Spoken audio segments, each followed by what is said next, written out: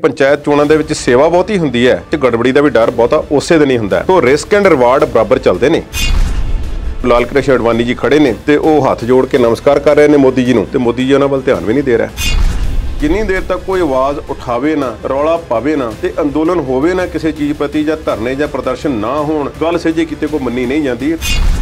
Serum institute वाले 1 million doses जिहड़ी है वो कैनेडा नूं जानी है ते इसते पैसे भी लै जाणगे, कोई सेवा नहीं की जा रही। ਹੁਣ ਜੈਟ 에ਅਰਵੇਜ਼ ਫੇਲ ਹੋ ਰਹੀ ਹੈ, ਹੋਰ ਪ੍ਰਾਈਵੇਟ 에ਅਰਲਾਈਨਾਂ ਵੀ ਫੇਲ ਹੋ ਰਹੀਆਂ ਨੇ ਉਹਦੇ ਮੁਕਾਬਲੇ ਭਾਰਤ ਦੇ ਵਿੱਚ, ਤੇ ਤੁਸੀਂ ਇਹ ਇੰਡੀਆ ਨੂੰ ਵੇਚ ਰਹੇ ਹੋ, ਇਹ ਕੌਣ ਖਰੀਦੇਗਾ?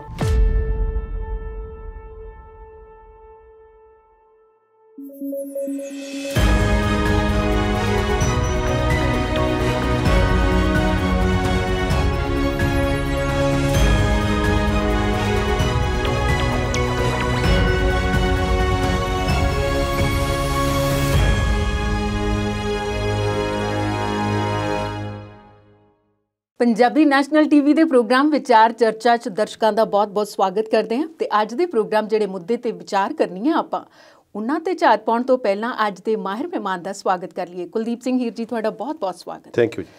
तो दर्शकों अज जिहड़े मुद्दिआं ते आपां चर्चा करनी है उन्हां दे विच है निगम चोणां च वध रही हिंसा, किधर नूं जा रहे हां असीं, अंदोलन नूं तिखा करन लई होर की कुछ कीता जा रहा है, दीप सिद्धू ने किहड़े राज खोले ते कनेडा नूं भला करोना टीके भारत तो मंगवाउण दी की लोड़ पै गई। इन्हां मुद्दिआं तो इलावा होर मुद्दे भी विचारांगे।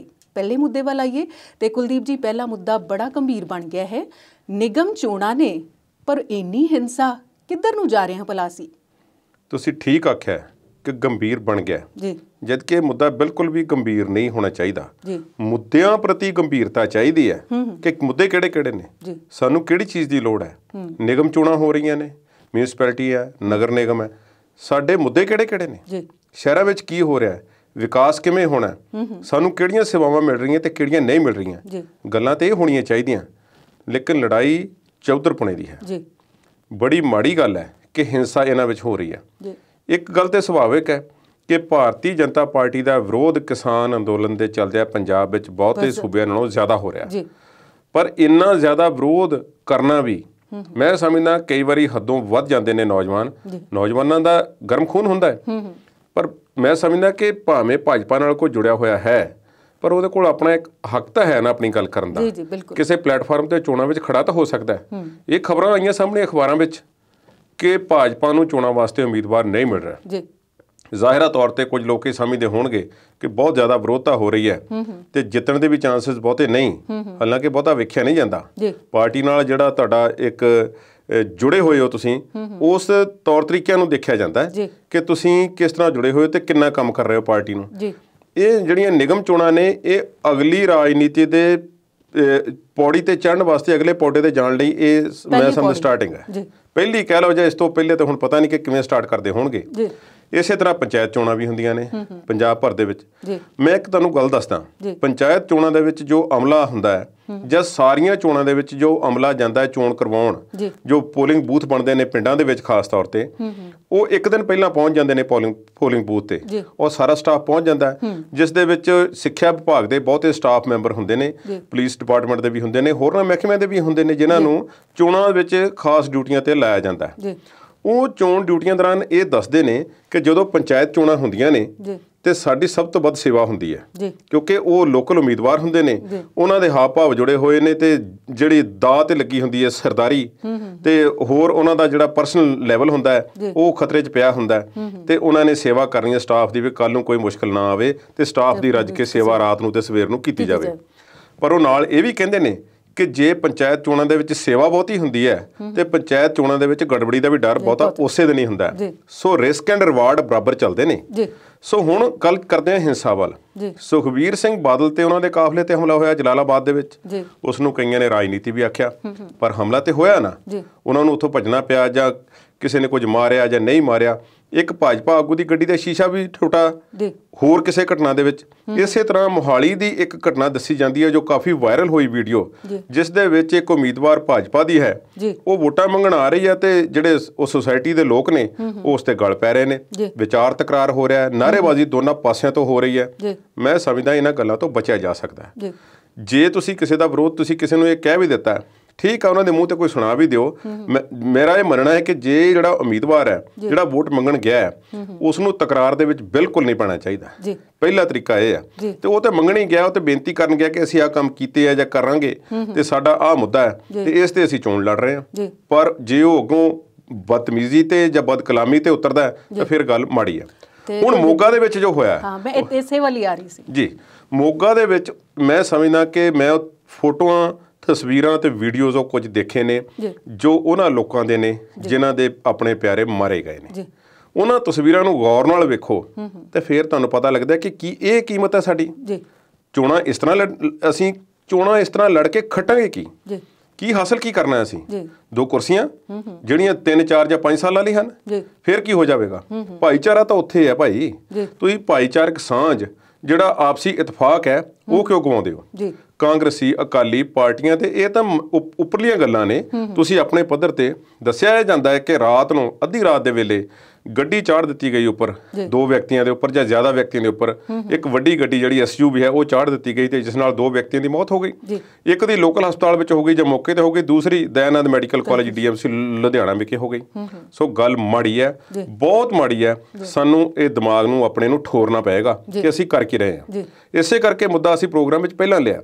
ਕਿਸਾਨ ਅੰਦੋਲਨ ਦੇ ਚੱਲਦਿਆਂ ਮੇਰਾ ਖਿਆਲ ਨਹੀਂ ਅਸੀਂ ਕੋਈ ਮੁੱਦਾ ਪਹਿਲਾਂ ਛੇੜਿਆ ਹੋਵੇ, ਪਰ ਅਸੀਂ ਜ਼ਰੂਰੀ ਇਸ ਨੂੰ ਸਮਝਿਆ ਇਸ ਕਰਕੇ ਕਿ ਇਹ ਗੱਲ ਪਹਿਲਾਂ ਕੀਤੀ ਜਾਵੇ। ਭਾਈ ਹਿੰਸਾ ਤਿਆਗੋ, ਇਹ ਵੋਟਾਂ ਕੋਈ ਵੱਡੀ ਗੱਲ ਨਹੀਂ। ਜਿੱਤ ਵੀ ਜਾਵੋਗੇ ਤੇ ਤਾਂ ਵੀ ਬਹੁਤਾ ਕੁਝ ਨਹੀਂ ਬਣਨਾ। ਹਾਂਜੀ, ਡੋਨਾਲਡ ਟਰੰਪ ਵੀ 4 ਸਾਲ 5 ਸਾਲ ਪਹਿਲਾਂ ਜਿੱਤੇ ਸੀ ਤੇ ਅੱਜ ਉਹਨਾਂ ਦਾ ਨਾਂ ਕੌਣ ਜਾਣਦਾ ਹੈ? ਕਿੰਨੇ ਕੁ ਲੋਕ ਉਹਨਾਂ ਨੂੰ ਯਾਦ ਕਰ ਰਹੇ ਨੇ? ਤੇ ਅੱਜ ਹੋਰ ਵੀ ਇਸ ਤਰ੍ਹਾਂ ਦੇ ਵੱਡੇ ਵੱਡੇ ਆਗੂ ਹੋਏ ਨੇ।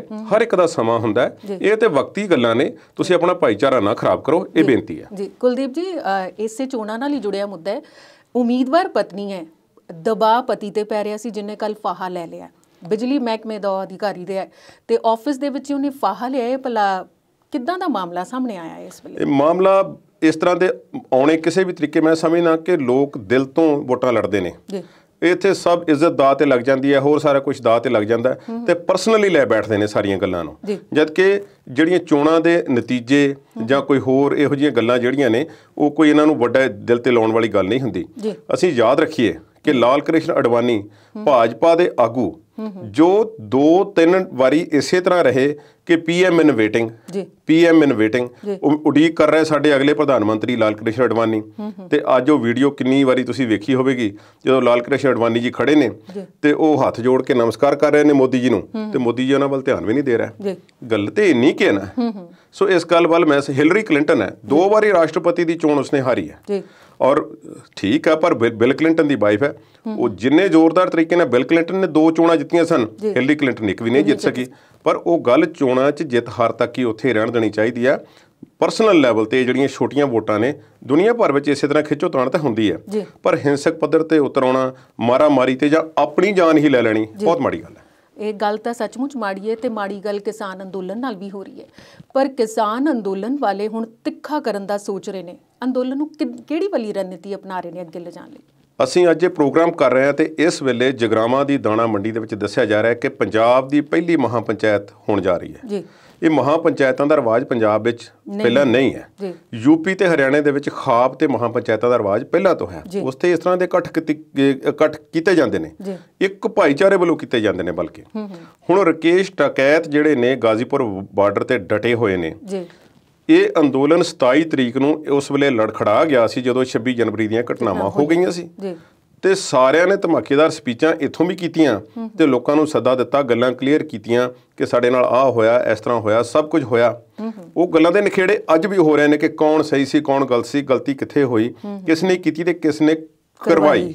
ਠੀਕ ਹੈ ਜੀ। ਪਰ ਗਾਜ਼ੀਪੁਰ ਬਾਰਡਰ ਤੇ ਜੋ ਹੋਇਆ ਰਾਤ ਨੂੰ, ਰਕੇਸ਼ ਟਕੈਤ ਨੇ ਰੋ ਕੇ ਜਿਹੜੀ ਇੱਕ ਅਪੀਲ ਕੀਤੀ, ਉਹ ਸਵੇਰ ਤੱਕ ਸਾਰਾ ਨਕਸ਼ਾ ਹੀ ਬਦਲ ਗਿਆ। ਔਰ ਗਾਜ਼ੀਪੁਰ ਬਾਰਡਰ ਤੇ ਇੰਨੇ ਲੋਕ ਇਕੱਤਰ ਹੋ ਗਏ, ਕੋਈ ਕਹਿਣ ਦੀ ਗੱਲ ਨਹੀਂ। ਉਹ ਅੰਦੋਲਨ ਜਿਸ ਨੂੰ ਸਰਕਾਰ ਹੁਕਮ ਦੇ ਚੁੱਕੀ ਸੀ ਉੱਥੇ ਦਾ ਪ੍ਰਸ਼ਾਸਨ ਕਿ ਇੱਥੋਂ ਚੁੱਕ ਦਿਓ, ਉਹ ਸਵੇਰ ਨੂੰ ਪ੍ਰਸ਼ਾਸਨ ਲੱਭਾ ਨਹੀਂ ਉੱਥੇ।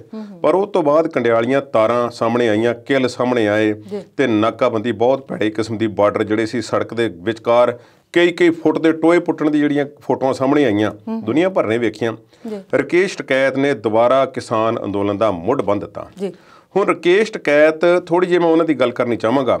ਉਹਨਾਂ ਦੇ ਪਿਤਾ ਚੌਧਰੀ ਮਹਿੰਦਰ ਸਿੰਘ ਟਕੈਤ ਬਹੁਤ ਵੱਡੇ ਕਿਸਾਨ ਆਗੂ ਸਨ, ਸਾਰੇ ਉਹਨਾਂ ਨੂੰ ਜਾਣਦੇ ਸਨ ਤੇ ਰਕੇਸ਼ ਟਕੈਤ ਸਾਬਕਾ ਪੁਲਿਸ ਮੁਲਾਜ਼ਮ ਹਨ ਤੇ ਚੋਣ ਵੀ ਉਹਨਾਂ ਨੇ ਚੋਣਾਂ ਦੇ ਵਿੱਚ ਵੀ ਹਿੱਸਾ ਲੈ ਚੁੱਕੇ ਨੇ। ਸੋ ਰਾਜਨੀਤਿਕ ਤੌਰ ਤੇ ਉਹਨਾਂ ਦਾ ਇੱਕ ਜਿਹੜਾ ਪੱਖ ਹੈ ਉਹਨੂੰ ਅਸੀਂ ਅਣਗੌਲਿਆ ਨਹੀਂ ਕਰ ਸਕਦੇ। ਰਾਜਨੀਤਿਕ ਤੌਰ ਤੇ ਥੋੜੀ ਜਿਹੀ ਚਾਹਤ ਉਹ ਰੱਖਦੇ ਨੇ, ਕੋਈ ਹਰਜ ਵੀ ਨਹੀਂ ਜੇ ਕੋਈ ਰੱਖਣੀ ਚਾਹੁੰਦਾ ਤੇ ਇਸ ਵਿੱਚ ਕੀ ਹੈ। ਸਾਡੇ ਵਾਲੇ ਪਾਸੇ, ਪੰਜਾਬ ਵਾਲੇ ਪਾਸੇ ਜਿੰਨੀਆਂ ਕਿਸਾਨ ਜਥੇਬੰਦੀਆਂ ਹਨ, ਹੋ ਸਕਦਾ ਇਹਨਾਂ ਵਿੱਚੋਂ ਵੀ ਕੁਝ ਆਗੂ ਜਿਹੜੇ ਰਾਜਨੀਤਿਕ ਚਾਹਤ ਰੱਖਦੇ ਹੋਣ, ਉਹ ਕੋਈ ਵੱਡੀ ਗੱਲ ਨਹੀਂ ਹੈ। ਸੋ ਰਕੇਸ਼ ਟਕੈਤ ਉਹਨਾਂ ਨੇ ਉਹ ਬੇਨਤੀ ਕੀਤੀ ਤੇ ਉਹ ਤੋਂ ਬਾਅਦ ਕੱਲ ਉਹ ਪਹਿਲੀ ਵਾਰ ਸਿੰਘੂ ਬਾਰਡਰ ਤੇ 26 ਜਨਵਰੀ ਤੋਂ ਬਾਅਦ ਪਹਿਲੀ ਵਾਰੀ ਬੋਲਿਆ। ਉਸ ਤੋਂ ਬਾਅਦ ਉਹ ਉੱਥੇ ਆਏ ਨਹੀਂ ਸੀ। ਸੋ ਉੱਥੇ ਆ ਕੇ ਉਹਨਾਂ ਨੇ ਕਈ ਗੱਲਾਂ ਬਾਤਾਂ ਕੀਤੀਆਂ, ਇਕਜੁੱਟਤਾ ਜਿਹੜੀ ਹੈ ਪ੍ਰਗਟਾਈ ਆ, ਪਰ ਨਾਲ ਕੁਝ ਗੱਲਾਂ ਤੇ ਸ਼ੰਕਾ ਵੀ ਆ। ਉਹ ਸ਼ੰਕਾ ਵਿਅਕਤੀਗਤ ਤੌਰ ਤੇ ਮੈਂ ਗਲਤ ਹੋ ਸਕਦਾ, ਪਰ ਦਰਸ਼ਕਾਂ ਨਾਲ ਸਾਂਝੀ ਕਰਨੀ ਜ਼ਰੂਰੀ ਆ। ਉਹ ਇਹ ਹੈ ਕਿ ਇੱਕ ਤਾਂ ਉਹਨਾਂ ਦਾ ਰਾਜਨੀਤਿਕ ਪਿਛੋਕੜ ਵੀ ਹੈ। ਯੂਪੀ ਦੇ ਵਿੱਚ ਰਾਜਨੀਤੀ ਕਿਸੇ ਹੋਰ ਹਿਸਾਬ ਦੀ ਹੁੰਦੀ ਹੈ, ਪੰਜਾਬ ਵਿੱਚ ਕਿਸੇ ਹੋਰ ਹਿਸਾਬ ਦੀ ਹੈ। ਯੂਪੀ ਦੇ ਵਿੱਚੋਂ ਇਕੱਲੇ ਆਗੂ ਇਸ ਲੈਵਲ ਦੇ ਉੱਪਰ ਕੇ ਆਏ ਨੇ, ਪੰਜਾਬ ਵਿੱਚ ਕਈ ਜਥੇਬੰਦੀਆਂ ਨੇ। ਸੋ ਯੂਪੀ ਨੂੰ ਲੀਡ ਕਰ ਰਹੇ ਨੇ ਇਸ ਵੇਲੇ। ਤੇ ਨਾਲ ਉਹਨਾਂ ਨੇ ਕੱਲ ਜਿਹੜੀ ਗੱਲ ਇਹ ਆਖੀ ਹੈ, ਉਹਨਾਂ ਨੇ ਕਿਹਾ ਕਿ ਸਾਡੀ ਲੜਾਈ ਸਿਰਫ ਕਿਸਾਨ ਆਰਡੀਨੈਂਸ ਵਾਪਸ ਕਰਾਉਣ ਤੱਕ ਹੈ। ਅਸੀਂ ਇਸ ਕਿਸਾਨ ਆਰਡੀਨੈਂਸ ਨੂੰ ਹੀ ਵਾਪਸ ਕਰਾਉਣਾ ਹੈ, ਸਰਕਾਰ ਨਹੀਂ ਸਿੱਟਣੀ। ਸੋ ਇਹ ਉਹਨਾਂ ਨੇ ਗੱਲ ਕੀਤੀ ਆ। ਹੁਣ ਚੱਕਾ ਜਾਮ ਵਾਲੀ ਜਿਹੜੀ ਘਟਨਾ ਹੈ, ਮੈਂ ਉਸ ਦਿਨ ਵੱਲ ਆਪ ਜੀ ਨੂੰ ਲੈ ਕੇ ਜਾਵਾਂਗਾ। ਪੂਰੇ ਉੱਤਰੀ ਭਾਰਤ ਦੇ ਵਿੱਚ ਚੱਕਾ ਜਾਮ ਕੀਤਾ ਗਿਆ ਕੁਝ ਘੰਟਿਆਂ ਲਈ, ਪਰ ਯੂਪੀ ਵਾਲੇ ਪਹਿਲੇ ਨਾ ਕਰ ਗਏ। ਇਹ ਗੱਲ ਵੀ ਹੈ ਵੀ ਕਿਉਂ ਨਾ ਕਰ ਗਏ। ਸੋ ਸਾਰੀਆਂ ਗੱਲਾਂ ਜੁੜ ਰਹੀਆਂ ਨੇ, ਕੁਝ ਰਾਜਨੀਤਿਕ ਤਾਰਾਂ ਜੁੜੀਆਂ ਹੋ ਸਕਦੀਆਂ ਨੇ। ਇਹ ਵੀ ਕਨਸੂਆਂ ਨੇ ਕਿ ਭਾਰਤੀ ਜਨਤਾ ਪਾਰਟੀ ਦੇ ਵੱਡੇ ਆਗੂ ਰਕੇਸ਼ ਟਕੈਤ ਦੇ ਨਾਲ ਸੰਪਰਕ ਵਿੱਚ ਹੋ ਸਕਦੇ ਨੇ। ਠੀਕ ਹੈ ਜੀ। ਸੋ ਇੰਨੀ ਕੁ ਗੱਲ ਹੈ। ਰਾਜਨੀਤਿਕ ਤੌਰ ਤੇ ਜਿਹੜਾ ਹੈ ਉਹਨਾਂ ਦਾ ਇੱਕ ਅਗਾਂਹ ਵਧਣ ਦਾ ਜਿਹੜਾ ਚਾਲਾ ਹੈ, ਉਹ ਕੁਝ ਗੱਲਾਂ ਨਿਕਲ ਕੇ ਕੁਝ ਪਿਛਲੇ ਦਿਨਾਂ ਦੇ ਵਿੱਚ ਸਾਹਮਣੇ ਆਈਆਂ ਨੇ। ਇਹ ਸਮਾਂ ਹੀ ਦੱਸੇਗਾ ਕਿ ਕੀ ਹੁੰਦਾ ਜੀ। ਕੁਲਦੀਪ ਜੀ, ਆਪਾਂ ਅਗਲੇ ਮੁੱਦੇ ਵੱਲ ਵਧਾਂਗੇ ਤੇ ਇਸ ਵੇਲੇ ਪ੍ਰੋਗਰਾਮ 'ਚ ਲੈਣੇ ਆ ਬ੍ਰੇਕ।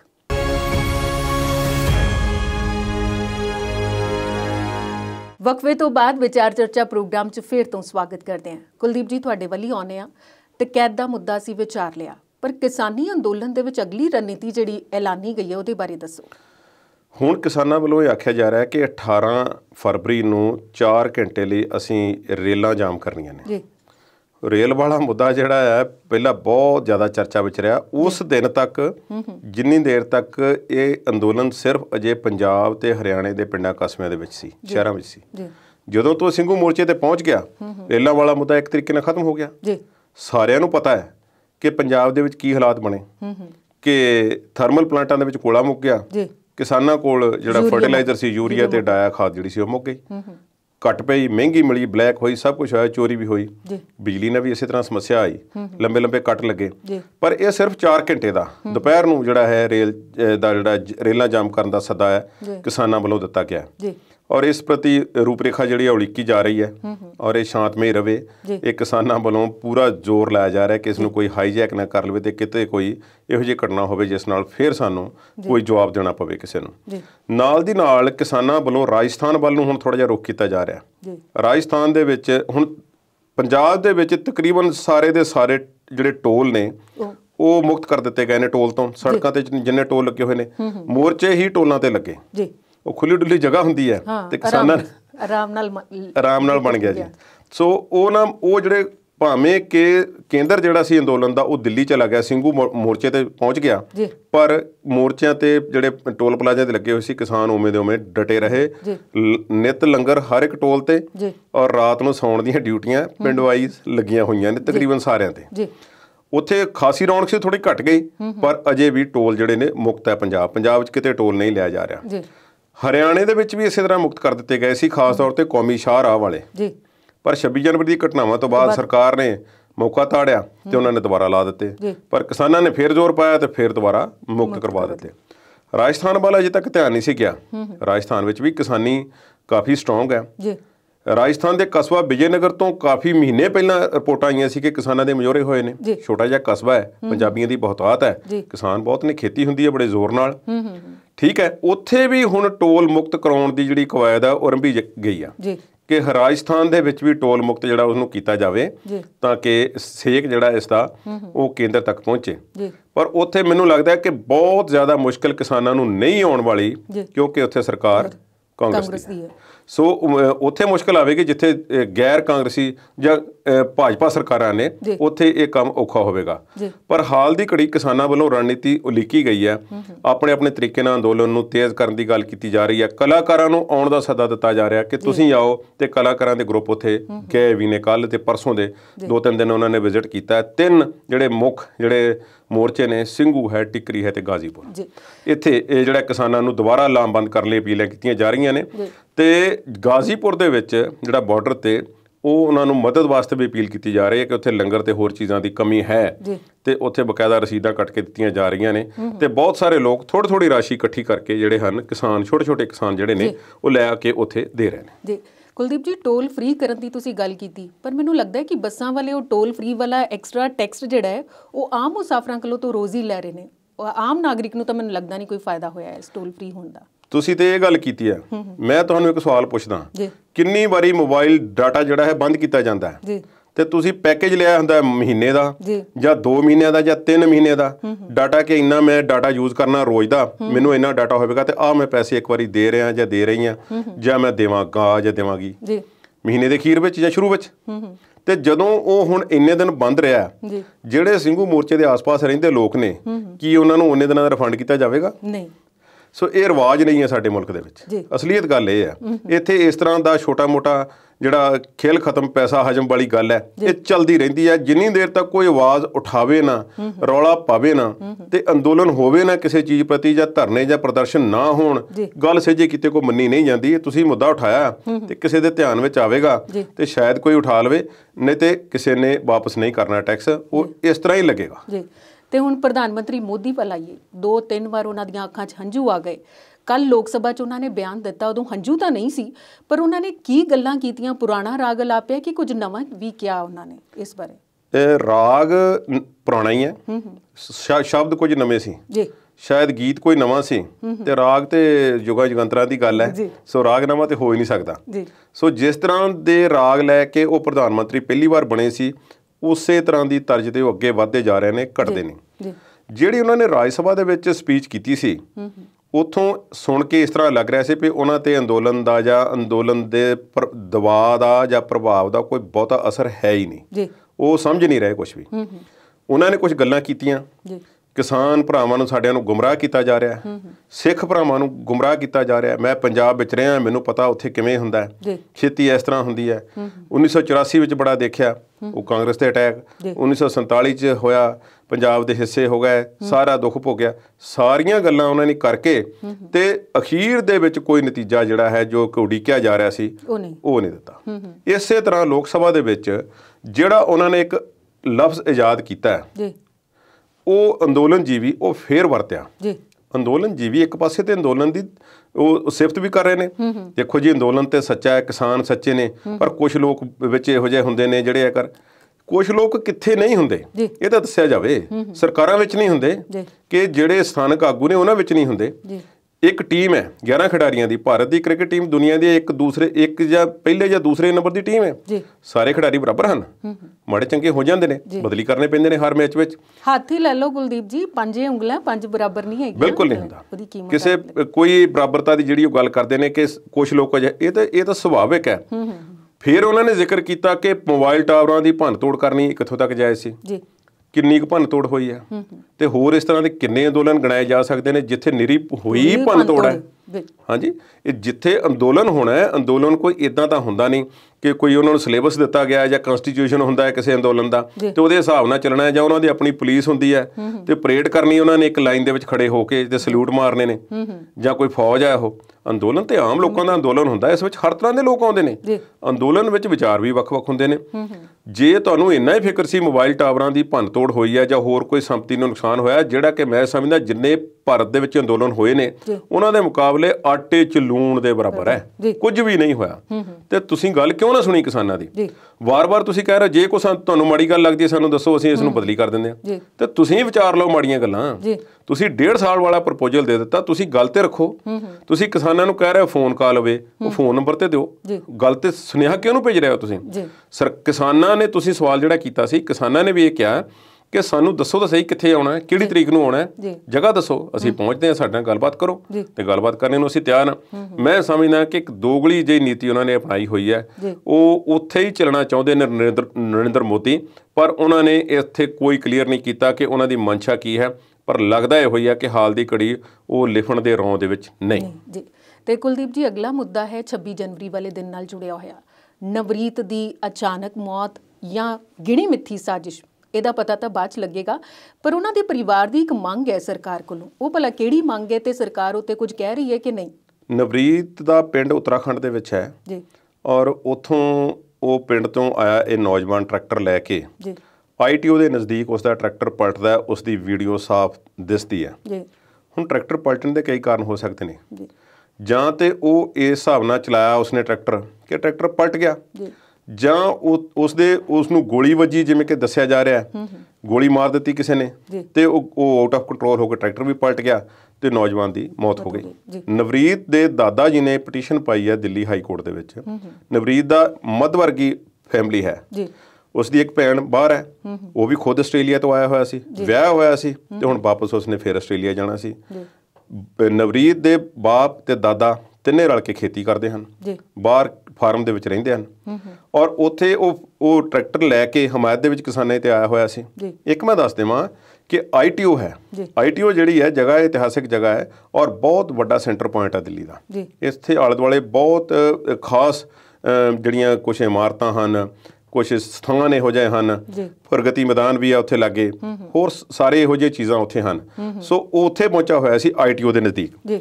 ITO ਤੇ ਪਹੁੰਚਦੇ ਜਿਹੜੀ ਵੀਡੀਓ ਸਾਹਮਣੇ ਆਉਂਦੀ ਹੈ ਉਸ ਦੇ ਵਿੱਚ ਤੇ ਟਰੈਕਟਰ ਪਲਟਦਾ ਦਿਸ ਰਿਹਾ, ਇਸ ਤੋਂ ਅੱਗੇ ਕੁਛ ਨਹੀਂ ਪਤਾ ਲੱਗਦਾ, ਤਸਵੀਰ ਵੀ ਇੰਨੀ ਸਾਫ਼ ਨਹੀਂ ਹੈ। ਪਰ ਸਰਕਾਰ ਨੇ ਜੋ ਪੋਸਟਮਾਰਟਮ ਕੀਤਾ, ਜੋ ਲੋਕਲ ਉੱਥੇ ਦੀ ਅਥਾਰਟੀ ਜਿੱਥੇ ਰਹਿਣ ਵਾਲੇ ਨੇ ਰਾਮਪੁਰ ਦੇ, ਉੱਥੇ ਜਿਹੜੀ ਪੋਸਟਮਾਰਟਮ ਦੀ ਰਿਪੋਰਟ ਜਿਹੜੀ ਉਹਨਾਂ ਨੂੰ ਦਿੱਤੀ ਗਈ ਆ, ਉਸ ਵਿੱਚ ਕਿਤੇ ਨਹੀਂ ਲਿਖਿਆ ਗਿਆ ਕਿ ਇਸ ਦੇ ਕੋਈ ਗੋਲੀ ਵੱਜੀ ਹੈ, ਉਹ ਲਿਖਿਆ ਗਿਆ ਕਿ ਐਕਸੀਡੈਂਟ ਨਾਲ ਮੌਤ ਹੋਈ ਹੈ। ਹੁਣ ਪਰਿਵਾਰ ਨੂੰ ਅੰਦਰ ਖਾਤੇ ਕੁਝ ਡਾਕਟਰਾਂ ਵੱਲੋਂ ਇਹ ਗੱਲ ਬੇਨਤੀ ਕੀਤੀ ਗਈ, ਉੱਥੇ ਦੱਸਿਆ ਜਾ ਰਿਹਾ ਹੈ ਕਿ ਅਸੀਂ ਕਹਿ ਨਹੀਂ ਸਕਦੇ, ਤੁਹਾਨੂੰ ਲਿਖ ਕੇ ਨਹੀਂ ਦੇ ਸਕਦੇ, ਪਰ ਜ਼ਬਾਨੀ ਕਲਾਮੀ ਥੋੜ੍ਹਾ ਬਹੁਤ ਅਸੀਂ ਤੁਹਾਨੂੰ ਦੱਸ ਸਕਦੇ ਹਾਂ ਕਿ ਕੁਝ ਹੋਇਆ ਹੈ। ਔਰ ਇਸ ਤਰ੍ਹਾਂ ਦਾ ਇੱਕ ਨਿਸ਼ਾਨ ਪੋਸਟਮਾਰਟਮ ਰਿਪੋਰਟ ਦੇ ਵਿੱਚ ਇਹ ਵੀ ਕਹਿੰਦੇ ਲਿਖ ਦਿੱਤਾ ਗਿਆ ਹੈ, ਕੋਈ ਚੀਜ਼ ਜਿਹੜੀ ਹੈ ਉਸਦੇ ਸਿਰ ਦੇ ਵਿੱਚ ਵੜੀ ਹੈ ਤੇ ਦੂਸਰੇ ਪਾਸਿਓਂ ਨਿਕਲੀ ਹੈ। ਉਹ ਕਿਹੜੀ ਚੀਜ਼ ਸੀ, ਕੀ ਸੀ, ਬਰੂਦ ਦੇ ਟਰੇਸ ਹਨ ਜਾਂ ਨਹੀਂ, ਇਸ ਬਾਰੇ ਕੁਝ ਨਹੀਂ। ਸੰਸਕਾਰ ਤੋਂ ਪਹਿਲਾਂ, ਨਵਰੀਤ ਦੇ ਸੰਸਕਾਰ ਤੋਂ ਪਹਿਲਾਂ ਉਸ ਦਾ ਪੋਸਟਮਾਰਟਮ ਜਿਹੜਾ ਸੀ ਸਰਕਾਰ ਵੱਲੋਂ ਹੀ ਕੀਤਾ ਗਿਆ, ਸਰਕਾਰੀ ਅਧਿਕਾਰੀਆਂ ਵੱਲੋਂ ਕੀਤਾ ਗਿਆ, ਨਾ ਕਿ ਪਰਿਵਾਰ ਨੇ ਆਪਣੇ ਵੱਲੋਂ ਕੋਈ ਪੋਸਟਮਾਰਟਮ ਨਹੀਂ ਕਰਵਾਇਆ। ਹੁਣ ਉਸ ਦੇ ਦਾਦਾ ਜੀ ਪਹੁੰਚੇ ਨੇ ਹਾਈ ਕੋਰਟ। ਹਾਈ ਕੋਰਟ ਦੇ ਵਿੱਚ ਉਹਨਾਂ ਨੇ ਇੱਕ ਪਟੀਸ਼ਨ ਪਾਈ ਹੈ, ਜਿਸ ਦੇ ਵਿੱਚ ਉਹਨਾਂ ਨੇ ਕਿਹਾ ਕਿ ਧੱਕਾ ਹੋਇਆ, ਇਸ ਦੀ ਜਾਂਚ ਕੀਤੀ ਜਾਵੇ ਤੇ SIT ਬਣਾਈ ਜਾਵੇ, ਸਪੈਸ਼ਲ ਇਨਵੈਸਟੀਗੇਸ਼ਨ ਟੀਮ ਜਿਹੜੀ ਹੈ ਉਹ ਬਣਾਏ ਜਾਣ ਦੀ ਉਹਨਾਂ ਨੇ ਮੰਗ ਕੀਤੀ ਹੈ ਨਵਰੀਤ ਦੇ ਦਾਦਾ ਜੀ ਨੇ। ਤੇ ਅਦਾਲਤ ਕਿੰਨਾ ਸਮਾਂ ਲਾਉਂਦੀ ਹੈ ਇਹ ਤੇ ਹੁਣ ਅਦਾਲਤ ਜਾਣਦੀ ਹੈ, ਜੇ ਪਟੀਸ਼ਨ ਤੇ ਸੁਣਵਾਈ ਕਿੰਨੀ ਛੇਤੀ ਹੋ ਕੇ ਕੀ ਹੁਕਮ ਦਿੱਤਾ ਜਾਂਦਾ ਹੈ, ਤੇ ਉਸ ਤੋਂ ਬਾਅਦ ਜੇ ਹੁਕਮ ਅਦਾਲਤ ਦੇ ਵੀ ਦਿੰਦੀ ਹੈ ਤੇ ਫਿਰ SIT ਕਿੰਨਾ ਸਮਾਂ ਲਾਉਂਦੀ ਹੈ। ਹਾਂਜੀ, ਤੇ ਇਹ ਤੇ ਆਉਣ ਵਾਲਾ ਸਮਾਂ ਹੀ ਦੱਸ ਸਕੇਗਾ। ਬਿਲਕੁਲ ਆਉਣ ਵਾਲਾ ਸਮਾਂ ਦੱਸੇਗਾ ਕਿ ਇਸ ਘਟਨਾ ਦਾ ਜਾਂਚ ਕਿੱਥੇ ਤੱਕ ਪਹੁੰਚਦੀ ਹੈ, ਇਨਸਾਫ ਮਿਲਦਾ ਜਾਂ ਨਹੀਂ ਮਿਲਦਾ। ਪਰ ਇਸ ਵੇਲੇ ਸਾਡੇ ਕੋਲ ਇਨਸਾਫ ਬਿਲਕੁਲ ਨਹੀਂ ਹੈਗਾ, ਕਿਉਂਕਿ ਸਮਾਂ ਜਿਹੜਾ ਬੜਾ ਤਾਕਤਵਰ ਹੈ ਤੇ ਉਹਦੇ ਅੱਗੇ ਝੁਕ ਨਹੀਂ ਸਕਦੇ। ਅਗਲੇ ਮੁੱਦੇ ਤੇ ਵਾਪਸ ਆਉਣੇ ਆ, ਪਰ ਇਸ ਬ੍ਰੇਕ ਤੋਂ ਬਾਅਦ।